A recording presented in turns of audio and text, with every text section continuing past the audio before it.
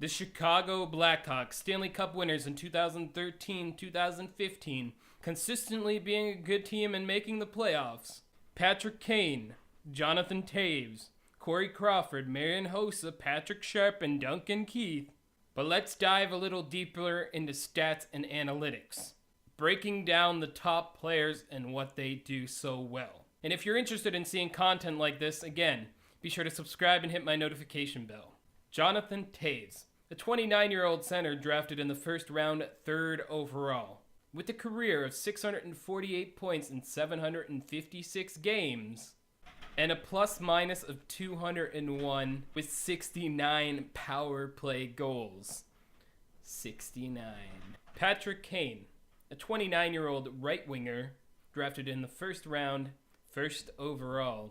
With a career of 792 points in 779 games, and a plus-minus of 79, a huge producer on the power play with 88 goals.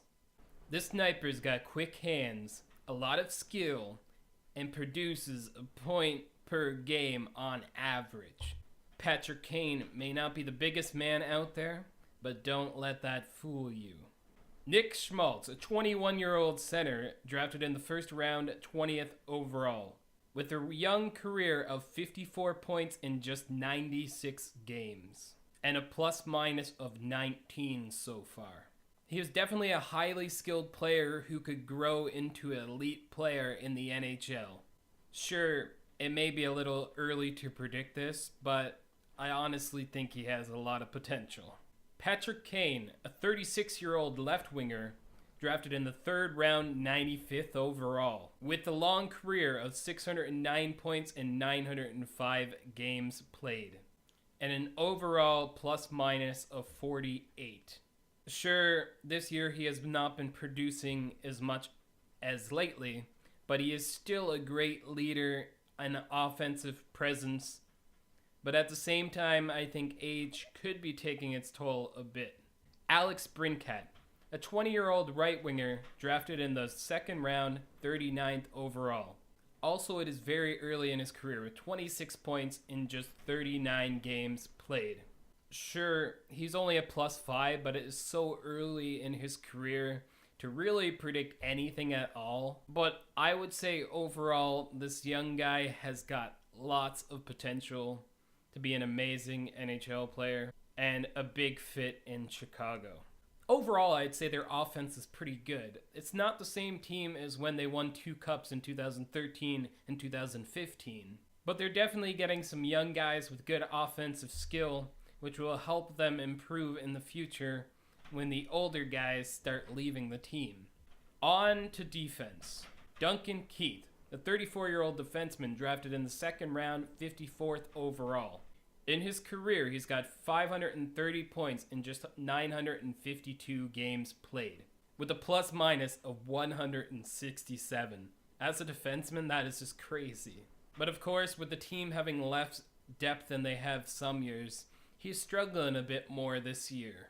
I think he will still produce a lot of offense this year, but his plus-minus is a -5, so things might not go as good as usual.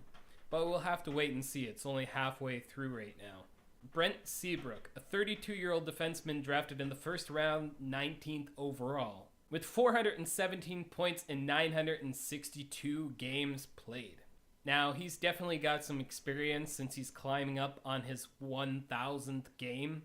That is just crazy. He is still playing a very good game, defensively, offensively, and just about everywhere, let's face it.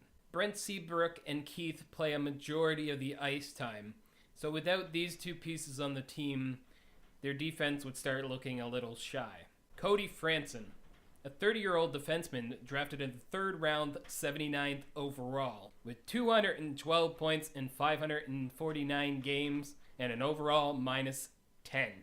And I mean, I guess he's all right for a 3rd-line role, but anything more than that, and I don't think I could see him as a fit. And just starting to look at things, Chicago's depth on defense, aside from Seabrook and Keith, is not really looking so good right now. Jordan Orstel, a 25-year-old defenseman who has been playing alongside Keith.